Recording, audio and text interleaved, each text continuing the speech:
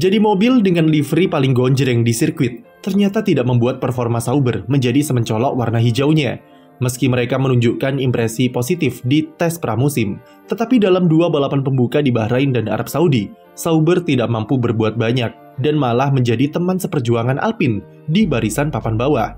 Baik di Bahrain ataupun Saudi, duo Sauber tidak bisa lolos dari sesi Q1 saat kualifikasi. Ketika balapan, meski Zhou Guanyu bisa finish di posisi 11 di Bahrain, namun di Saudi, dia cuma bisa selesaikan race di posisi 18, tak jauh beda dengan Valtteri Bottas yang finish di posisi 17. Selain performanya yang kurang, eksekusi operasional tim juga berantakan dengan 2 kali masalah pit stop yang dialami Bottas di Bahrain serta Zhou di Saudi. Hasil yang diraih Sauber ini jelas menurun dari musim lalu saat masih bernama Alfa Romeo, mengingat di balapan pertama Bottas bisa berikan 4 poin.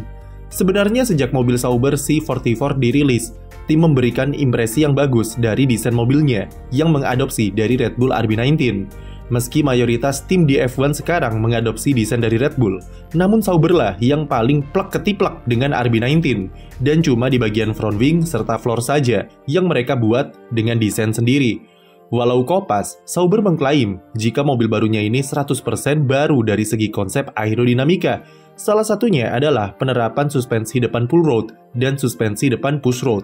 Saat pramusim, indikasi positif sudah diberikan dengan problem di seputaran kestabilan tikungan cepat yang lebih baik dari mobil pendahulunya. Sesuatu yang diklaim Bottas bisa memberikan kepercayaan diri yang lebih dalam melibas tikungan high speed. Tetapi meniru atau kopas RB19 bukan berarti bakal menjamin performanya akan langsung gacor seperti Red Bull. Impresi positif yang ditujukan saat pramusim ternyata misleading.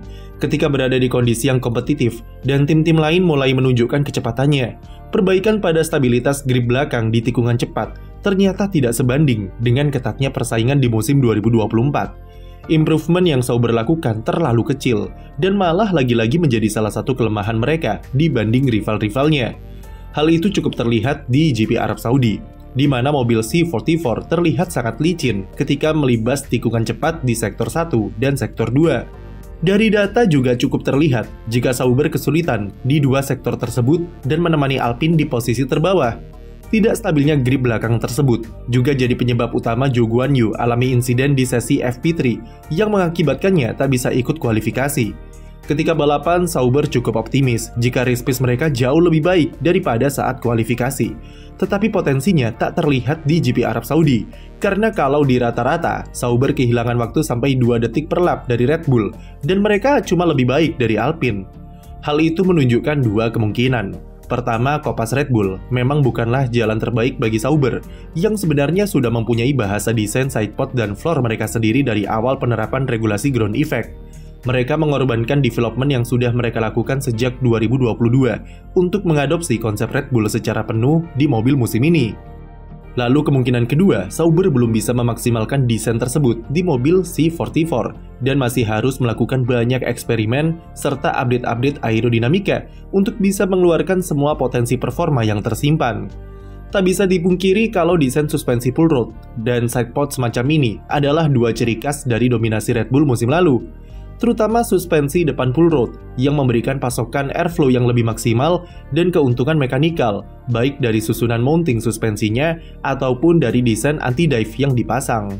Namun selama Sauber belum bisa mengoptimalkan settingannya, maka itu semua percuma dan mereka tidak bisa keluarkan performa terbaik dari C44. Apalagi kunci dari dominasi RB19 bukanlah pada desain sidepod atau suspensinya, tetapi berada di underfloor yang sangat kompleks. Buruknya kestabilan grip belakang paling tidak sudah menunjukkan kalau Sauber belum bisa mengoptimalkan area underfloor mereka, karena itu mengindikasikan jika diffuser tidak bekerja dengan optimal. Kalau dilihat dari desain di tim-tim lain, untuk memaksimalkan diffuser bisa dilakukan dengan 3 cara. Pertama, dengan menambah energi airflow yang mengalir di area cook battle dari desain sidepod dan lekukan undercutnya. Cara ini sudah dilakukan Sauber dengan adopsi desain downwash dan undercut seperti Red Bull. Kedua adalah dengan memasang slot gap dan turning vanes di floor yang terletak di area pinggir luarnya, yang mana juga sudah diterapkan oleh Sauber, meskipun menurut kami masih kurang ekstrim untuk memperkuat kinerja diffuser.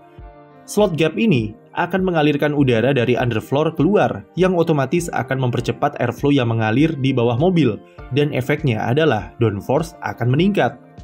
Lalu yang terakhir, tentunya adalah dengan merombak area underfloor-nya secara langsung, lewat detail-detail kecil dan kompleks untuk mempercepat airflow di sana, yang akan memperkuat efek downforce di diffuser. Tapi cara ini lumayan sulit, karena selain komponen underfloor itu pembuatannya cukup mahal, riset yang dibutuhkan juga lumayan rumit. Tim tidak bisa sekedar menambahkan downforce dari situ, tetapi ada pertimbangan lain seperti kestabilan mobil saat bermanuver, ketinggian floor, settingan suspensi, sampai purposing yang bisa muncul jika tidak hati-hati. Itulah kenapa, meski kunci dari mobil ground effect ada di underfloor, namun untuk membuka kunci tersebut sangatlah sulit. Dan sejauh ini cuma Red Bull yang bisa memaksimalkannya secara sempurna. Kopas desain saja tidak cukup dan memerlukan tingkat development mobil yang sangat intens, rumit serta mahal untuk bisa mencapai performa yang diinginkan. Namun meski begitu, kopas Red Bull bukanlah langkah yang salah karena itu akan memberikan Sauber ruang yang lebih luas untuk mengeksplorasi potensi-potensi yang ada di mobilnya, terutama di area suspensi, karena desain pull rod di depan dan push rod di belakang merupakan kombinasi terbaik saat ini dalam hal banyaknya variasi settingan yang bisa dicoba. Begitu Sauber menemukan settingan yang pas, maka peningkatan performa yang dihasilkan sudah cukup oke, dengan kestabilan mobil bakal jauh lebih baik dari suspensi itu sendiri. Namun selama Sauber belum bisa menemukan setelan yang tepat, maka mobil C44 tetaplah sulit untuk diprediksi perilakunya, dan development mobilnya akan jadi sangat kompleks.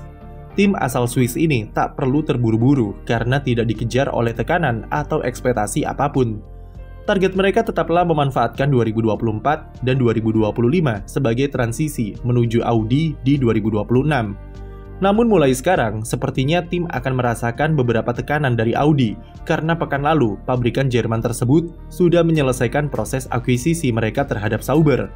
Audi resmi mengambil alih kepemilikan di Sauber secara penuh atau 100%. Akuisisi penuh itu sekaligus membantah rumor-rumor yang beredar mengenai nasib proyek Audi di F1 yang kabarnya terancam batal karena CEO baru yang ingin mengembalikan fokus perusahaan ke penjualan mobil produksi massal. Audi menegaskan komitmen mereka untuk F1 2026 dan seterusnya lewat akuisisi 100% tersebut, yang juga mengartikan kalau Sauber akan jadi tim pabrikan sepenuhnya dalam 2 tahun mendatang.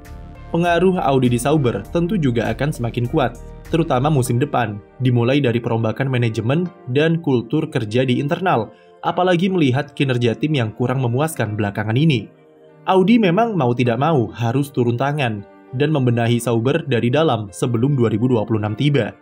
Mereka tidak bisa mengandalkan kultur kerja santai dan tanpa beban seperti ini karena level kompetitif di F1 semakin ketat, serta mengingat Audi sendiri juga punya target yang ambisius. Salah satu perubahan yang sudah mulai terlihat adalah penambahan personil di markas pusat Sauber di Hinwil yang sudah mencapai 800 karyawan, meningkat dari yang sebelumnya hanya sekitar 650 saja. Selain itu, semua perkembangan di Sauber sekarang akan diawasi langsung oleh jajaran direksi eksekutif, di mana Oliver Hoffmann, orang yang dulu membawa Audi ke F1, ditunjuk untuk mengawasi kinerja Andreas Seidl dalam membangun ulang fondasi dari tim ini. Jadi jelas meskipun tak ada ekspektasi di F1, tapi Sauber tak bisa bersantai lagi, karena mereka sudah berada di bawah supervisi serta pengawasan dari Audi secara langsung.